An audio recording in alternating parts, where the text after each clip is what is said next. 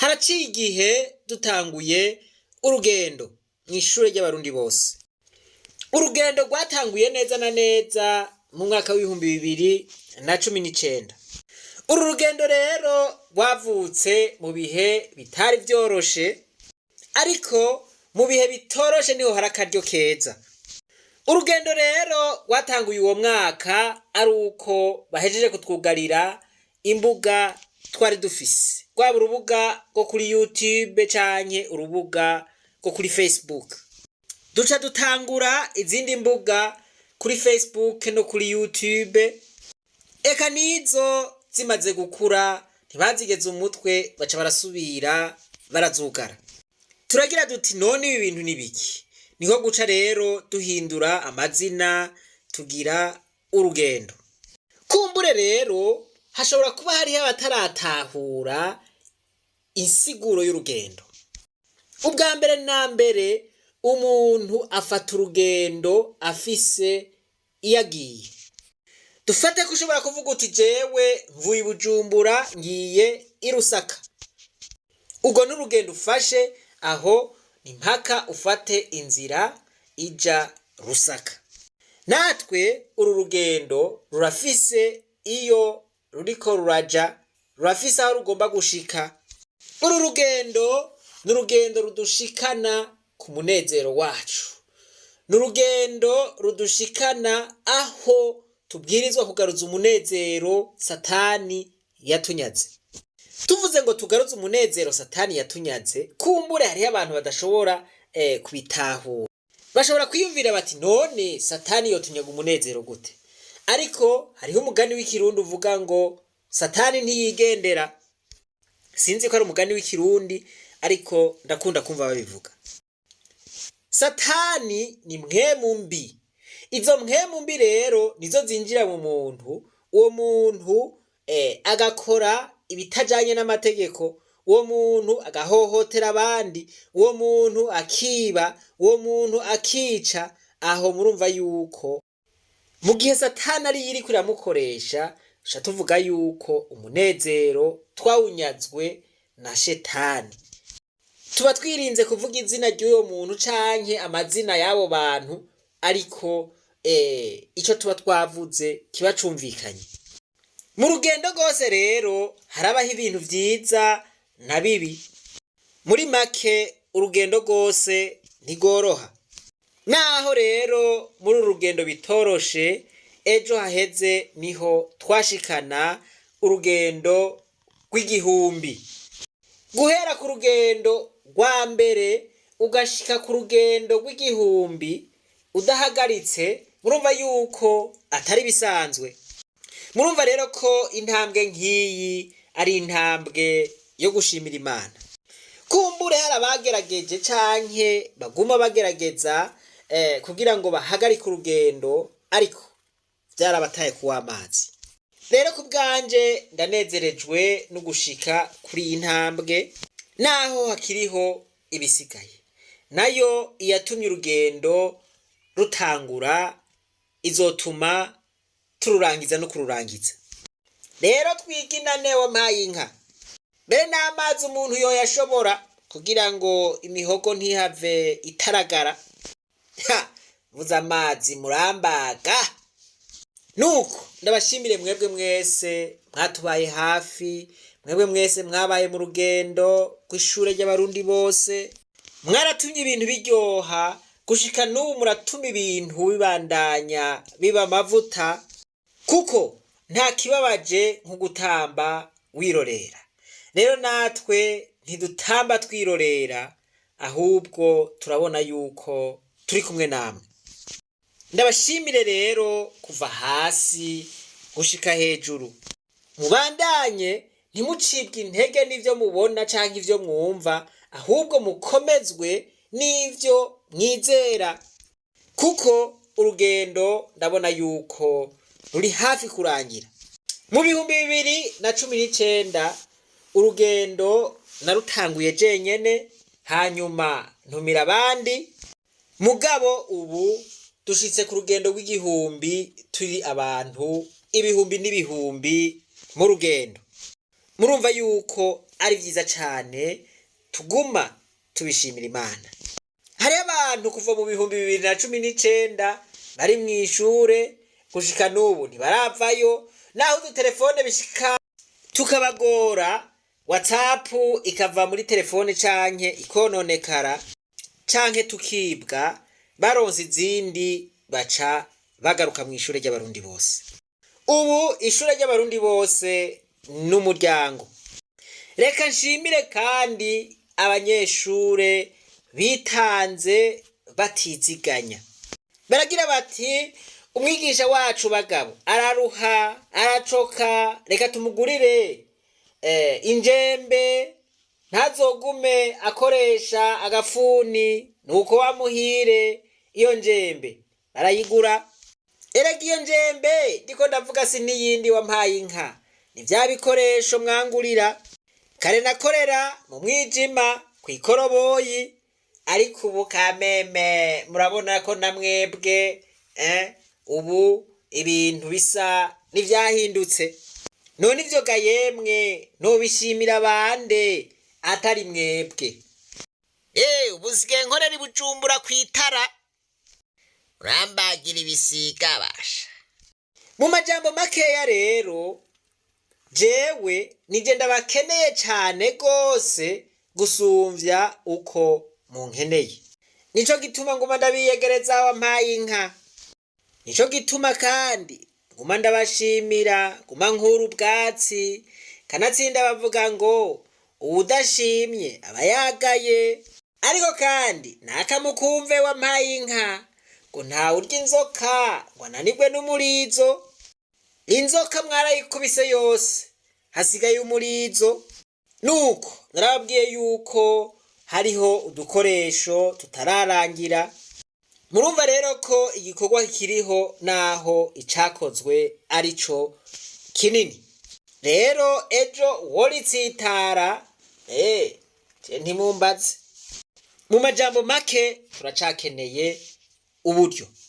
Mumbabarire ngaruke ku kantu gatoya nari mpejeje kuvuga ko urugendo twifuza yuko rwogera aho tugaruza umunezero Satani yatunyaze. Nukuvuga ngo tugashika ku munezero. Mbega umunezero twifuza gushikako nuwahe? Aha ngomba ndagisigure neza kugira ngo ntihagire umuntu agira amadidane. Umunezero twifuza gushikako, twifuza gushika ku mahoro arama. Twifuza gushika kw'iterambere rirama, aho umurundi wese abaho atekaniwe, aronka ico afungura. Twifuza ko urugendo rudushikana aho ata murundi n'umwe azopfa asubiye kwitwa impunzi gushika Yesu canke Yesu agarutse gutora abantu biwe. Twifuza yuko urwo rugendo rudushikana aho umurundi azobaho adakebaguzwa, atiyumvira ati barandara ku mugono, atiyumvira ati baranyuruza canke baranyica. Twifuza ko urwo rugendo rudushikana ku rugero aho umurundi abaho nk'abanyagihugu bo muri Finland. Twaratanze akarorero turerekana ukuntu abanyagihugu bo muri Finland babayeho neza, babayeho mu munezero ntangere. Natwe twifuza yuko aho vyakabereye ari kera abarundi boba mu munezero ntangere. Umurundi akavugwa neza, umurundi akiga neza, ivyo ntibisubire kuba umwitwarariko ukomeye ku murundi. Umurundi aronderere mu bindi mugabo ivyo kwivuza, ivyo kwigisha umwana bireke kuba umuzigo wiwe. Urugendo rwa mbere na mbere turiko turatumira abantu ngo bifatanye natwe, twariko tuvuga ibinyene vy'igihugu ca Finland. Turavuga duti urugendo dufashe natwe twifuza yuko ngo dushikana aho tugira ubuzima nk'abanya-Finland. Voilà. Eka wa mu Professeur Jeffrey Sachs asubira twibutsa ingene biba bimeze mu gihugu c'umunezero. ibi bihugu byo muri Scandinavia vyama vyabaye ivya mbere mu bihugu bifise umunezero abanyagihugu babayeho neza. Reka rero twumvirize wa mwigisha wo kuri universite ikomeye yo muri Etazini akaba yanonosoye ivyigwa bijanye n'ubutunzi, yigisha kuri Columbia University, bamwita Andrew Jeffrey. Ati mu by'ukuri vy'ivyo bihugu bifise ati barafise ubutunzi butari buke, ati uko bazi imbere mu bihugu bitunze si n'ukundi, ati nuko ubuzima bwabo bupimye muri ku munzani, ati bemera yuko udategerezwa kuba ubutunzi rurangiranwa kugira ngo ugire umunezero. Mbere iyo ufise ubutunzi bwinshi ntibagutahura, ati se abantu mu buzima bwabo biyumvira kugira amamiliyaridi menshi, ibifaranga vyinshi, bagerageza yuko ubuzima bwabo buba ku munzani, hanyuma ikivamo kiba ikintu ciza cane. None iyo inspiration y'ubugene barondera umunezero, ubwo bwenge babukuye babuvomye hehe? Ati iyo inspiration y'ukunezereza abanyagihugu bayikuye mu gahugu bita Bhutan, ati gahugu kibereye hafi y'imisozi y'Himalaya, aho abanyagihugu babo bazi nk'abantu bashobora gupima umunezero bafise mu gihugu cyabo, ico bita GNH. Ndibuka yuko ico gihugu twakigize ko icigwa gikomeye, teje maremare y'imodokari zizimvye, abantu nabo baraye ubusa batagira ico bashira mu nda, bapfuye nabi batagira ico bafungura, kubaka amazu meza meza agezweho agerekeranye akaduga nk'ibizinu, hariho abashomeri ugasanga amabarabara za yaracitse. Muri ico gihugu abantu bahisemwe umuti wo kwibera mu munezero, nta muntu numwe usanga atagira haba canke aja kwibarabara ngo asegerereze. Ico gihugu sikindi n'igihugu bita Bhutan. Ati Finland n'ahantu heza ho kuvyarira umwana, atugiye kuvyara ati niko buntu twebwe twagiye muri maternité imisi 3, ati twadufise icumba ka famille bakadufungurira bakadufasha icyo tukeneye, ati ivyo bintu byose byari kuba ivya facture y'amahera amajana 3. Ati wamengo twibera mu hoteli. Muri Finland iyo umuvyeyi yibarutse bamuha isanduku yuzuye ibikoresho umwana azokoresha umwaka wose, wibarutse byose baca babikora. Ico cigwa tuzokigarukako, umviriza aka kantu gatahure neza neza neza ukuntu bafise le sens de l'humanité, ubuntu muri bo.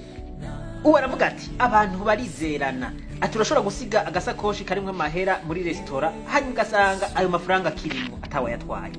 People trust other people. You leave a bag in a restaurant in Finland, you're pretty sure you're going to make it back and the money is still there. Ati mu bihugu vya Scandinavia barigishije icarico ubwizigirwa, ati bafasha abanyagihugu mu byo bakeneye byose, ati nta bukene buriyo, atakarenganyo ni gake cyane, ati abantu bariga bagaheza amashure bakaronka ubuzi, ibihugu barahangayika cyane, nta butunzi burengeje bafise kandi nta n'ubukene buriho, umwe wese agira uruhara, bikarangira bose bafise ubuzima bwiza. Ivyo rero bikaba biri mu bituma baba basanga ico gihugu kiri mu bya mbere abanyagihugu babayeho neza. Umunzani urashobora kwerekana ubuzima bubereye ubuzima bw'umunezero, nk'uko Aristote yakoze icigwa ku bijanye n'umunezero. Ico cigwa gikoze haraheze imyaka 2200. Ati umunzani rero ubonekera hagati y'ubutunzi bwinshi n'ubukene. Ati abantu barondera amahera gusa bakavuga bati turoza amahera tuzoca tunezera, ati birangira basanze ata munezero bafise. Tubibutse ko bagendera ku ijambo umwami Dawidi yavuze, ati Mana ndagusavye ntumpe ubutunzi burengeje, ati kandi ntumpe n'ubukene. Baratahuye uwo munzani rero, iwabo ntawe usanga atunze cyane kandi ntawe usanga akenye cyane, muri make bafise ibibakwiye. Ngaho rero twebwe aho vyononekera, usanga abatware bagendera mu modokari zizimvye, ugasanga bafise amazu ateye ubwoba, ugasanga ibintu byose byari gufasha abandi bavyirundanirijeko. Abiba barivye n'uyu munsi abarundarundanya bariko bararundarundanya, ugaca usanga rero abanyagihugu bariko bitwa n'inzara kandi byari kubafasha byariho. Ibyo tumye babaho neza byuzuye ariko bigaca bija kuri bamwe. So I think it needs to have that balance. Barashika naho itegeko rivuga riti erekana ubutunzi mufise imbere yuko mutangura amabanga. Bagaca bavuga bati iryo tegeko twasanze ridakenewe kuko dufise byinshi byohava bitwara umwanya muremure kugira ngo tubiharure. Murumva yuko kurenga amategeko nk'uko bibabaje. Harageze rero yuko uyu munzani ukora ibyo dufise tukabisabikanya mu mategeko. Abantu baba mu munezero iyo bafise umutima wo gufashanya kandi bakumva n'igihugu cyabo citaho ugufashanya. Abantu baba bagomba kuba ahantu hari ubutegetsi bwiza. With decent government. If government is corrupt, if leaders are bizarre or autocratic or corrupt, the society is unhappy. Umviriza iki kintu kivuzwe n'umuhinga ati mu gihe abarongoza arabasuma barya ibiturire ati nico gihe abanyagihugu nta hantu na hamwe vyoca kugira ngo bagire umunezero, babaho mu mubabaro, mu bukene, mu bworo ntangere. Ati kugira ngo bigende neza igihugu kibe mu munezero, abantu babeho bamerewe neza, bagire kazoza keza. It's a matter of actually making choices for a better direction for the country, and one that is not guided by fear and hate, but one that is guided by a sense of community and the common good. Nguwo umunezero twifuza gushikako, umunezero atari umurengera kandi umunezero atari ubukene, twese tugasabikanya ibyo dufise. Erega Uburundi bufise byinshi. Nguwo umunezero rero twifuza yuko urugendo rudushikanako. Uno mwaka rero twaragize n'urugendo rudasanzwe, urugendo rw'amajana 925. N'urugendo twari twabatumiriye kugira ngo mwumvirize, kandi urwo rugendo bigaragara ko rwagenze neza. Muri urwo rugendo twerekana inzira nziza dukwiye gufata kugira ngo dushobore gukemura ibibazo biduhanamiye nk'abarundi. Twerekanye inzira zitatu zishoboka, ariko twerekana yuko inzira imwe mu izo zitatu ariyo itomoye, ariyo nziza ibereye abantu babashinga ntahe. Inzira rero twerekanye si niyindi, ni inzira y'ibiganiro. Twavuze duti abarundi nk'abantu babashinga ntahe tubwirizwa kwicara hamwe, hanyuma tuganire ku bibazo byinshi bisanzwe biduhanamiye kino gihe, kandi tuve ngaho tubitoreye umuti. Duti ivyo bizoturanga yuko turi abantu babashinga ntahe, abantu b'inyankamugayo. Muri urwo rugendo rero narerekanye ko byose byugariye ku mukuru w'igihugu, ko umukuru w'igihugu ashobora gutuma igihugu gikira canke kikononekara. Ariko ndavuga nti umukuru w'igihugu arafise uruhara runini kugira ngo ivyo biganiro bishoboke. Ubwo butumwa rero narabushize mu kabwate canke inibogise y'umukuru w'igihugu kuri WhatsApp, ariko nta nakajambo. Kumbure ama message arashobora kuba yabaye menshi, hanyuma agaca forumata telefone atabonye ubutumwa nari namurungikiye. Ariko ntaco, naho byo byarabaye, abarundi barabonye ubutumwa twari twatanze. Kubera rero ko umukuru w'igihugu kumbure atigeze agira ico bivuga ko, ubu naho twashimye ko twogira urugendo rw'iminsi 15. Iyo minsi 15 yose izohera turi mu rugendo rw'amahoro, urugendo rw'ubutungane, urugendo rw'ukuri, kandi ubwo butumwa buzoba bugenewe nyene icubahiro umukuru w'igihugu General Major Ndayishimiye Varisito. Rero naho navuze yuko tumaze kugera ku rugendo rw'igihumbi, nagomba nsabe umurundi wese ibikurikira, na cane cane ugwaruka. Nagomba nsabe ngo nimba utari bwumvirize urugendo na rumwe muri izo ngendo igihumbi tumaze kugira, nifuza ko umurundi wese muri izi ngendo 15 ko atosigwa n'urugendo na rumwe. Izindi zose mufume muzihorera, mugabo uru rugendo rw'imisi 15, izi ngendo 15 ntimuze musigwe n'urugendo na rumwe. Ndabinginze ntimuze musigwe n'urugendo na rumwe. Cyangwa mfise ivyizigiro ko umukuru w'igihugu ashobora gukorera kuri izo ngendo. Atazikoreye ko naho imisi 15 igaherengetera yose, nibaza yuko tuzoca turaba iyindi ntambwe dutera. Ariko ndizeye ko ubutumwa bushobora kumushikira. Ariko kandi sinokwijajara, telefone irashobora gusubira kuzura hanyuma agaforomata ama message za zindi nazo atasubiye kuzibona. Hariho abandi bantu nabo basanzwe bashikana ijwi kure, nabo ndabasavye ngo baze bagire ico bakoze kugira ngo ubutumwa bushikire umukuru w'igihugu. Kumbure ushobora kusanga bazinanye n'abantu bamwegereye, hanyuma bagaca babacisha kubwo butumwa ugasanga burashikiye umukuru w'igihugu. Canke naho nshobora kwiyumvira yuko ama message yabaye menshi muri telefone y'umukuru w'igihugu, hanyuma ugasanga yarahinduye na nimero ya telefone, ugasanga umukuru w'igihugu ndiko ndamurenganya kandi yarahinduye nimero ya telefone ari jewe ntabimenye gusa. Uko bimeze kose ndizeye yuko ubutumwa bw'imisi 15 nawe ntazobura na bumwe bumushikira. Rero barundi kazi, cane mwebwe gwaruka, cane mwebwe gwaruka, mukanura amaso maremare, izi ngendo 15 ntihagire n'urugendo na rumwe rubasoba canke rubasiga. Nuko ndasubiye kubashimira cane ukuntu mwihangana, mubandanye mwihangana, ariko ntibizorangira tutagaruje umunezero Satani yatunyaze. Ntibizoherera kuraba video kuri YouTube gusa canke kuri Facebook ushiramwo amamega yawe, oya nturi kurahomba.